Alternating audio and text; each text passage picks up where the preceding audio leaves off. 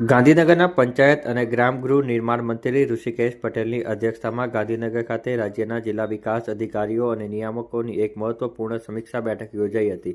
આ બેઠકમાં પંચાયત મંત્રી તેમજ પંચાયત, ગ્રામ વિકાસ અને ગ્રામગૃહ નિર્માણ વિભાગના અગ્ર સચિવ ધનંજય દ્વિવેદી ગ્રામીણ સ્તરે ચાલી રહેલી વિવિધ વિકાસલક્ષી યોજનાઓની પ્રગતિની સમીક્ષા કરી તેને વેગ આપવા માટે જરૂરી માર્ગદર્શન આપ્યું હતું. આ બેઠક દરમિયાન પંચાયત મંત્રીએ સ્પષ્ટ સૂચના આપી હતી કે જિલ્લાના આયોજનની ગ્રાન્ટની સવા ગણું એટલે કે 125% આયોજન કરવું, જેથી કોઈ પણ કામ રદ થાય તો અન્ય કામોમાં તુરંત હાથ ધરી શકાય. વધુમાં જિલ્લાના સરકારી મકાનો પર સ્માર્ટ મીટર અને સોલર રૂફટોપ લગાવીને પ્રાથમિક પર ભાર મૂક્યો હતો.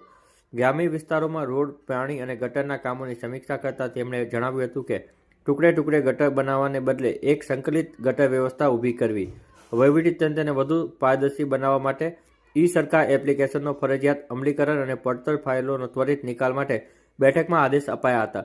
વધુમાં CDP 5 યોજના અંતર્ગત બાકી રહેલા ગ્રામ પંચાયતના ભવનોની રાજીવ ગાંધી ભવનની દરખાસ્તો વહેલી તકે પૂર્ણ કરવા માટે મંત્રીએ જણાવ્યું હતું. આ ઉપરાંત જનતાને પડતી મુશ્કેલીઓ નિવારવા માટે જન્મ-મરણ ઓનલાઈન નોંધણીમાં આવતી ટેકનિકલ ખામીઓ સત્વરે દૂર કરવા પણ બેઠકમાં વિસ્તૃત ચર્ચા કરવામાં આવી હતી. આ બેઠકમાં જૂથ ગ્રામ પંચાયતોનું વિભાજન, નવા પંચાયત ઘરનું નિર્માણ અને પાણી પુરવઠા યોજનાને જેવી ધારાસભ્યો અને પદાધિકારીઓ તરફથી મળેલી વિવિધ રજૂઆતોની સમીક્ષા કરવામાં આવી હતી. ખાસ કરીને આંતરરાષ્ટ્રીય સરહદ પર આવેલી ગ્રામ પંચાયત અને સ્ટેચ્યુ ઓફ યુનિટી નજીકના વિસ્તારોમાં પાયાની માળખાગત સુવિધાઓને વધુ સુદૃઢ કરવા વિશેષ ધ્યાન કેન્દ્રિત કરવામાં આવ્યું હતું. આ ઉપરાંત મંત્રીએ બેઠકમાં રાજ્ય અને કેન્દ્ર સરકારની વિવિધ આવાસ યોજના માટે ગામતળ પ્લોટની ઉપલબ્ધતા અંગે સમીક્ષા કરી હતી. સાથે જ તેમણે ગ્રામ ગૃહ નિર્માણ વિભાગની જિલ્લામાં આવેલી ખુલ્લી જમીન પર દબાણ ન થાય અને નાગરિકોને વધુ સુવિધાઓ પૂરી પાડવામાં આવે તે માટે સમીક્ષા કરવામાં આવી હતી. આ બેઠક જે છે તે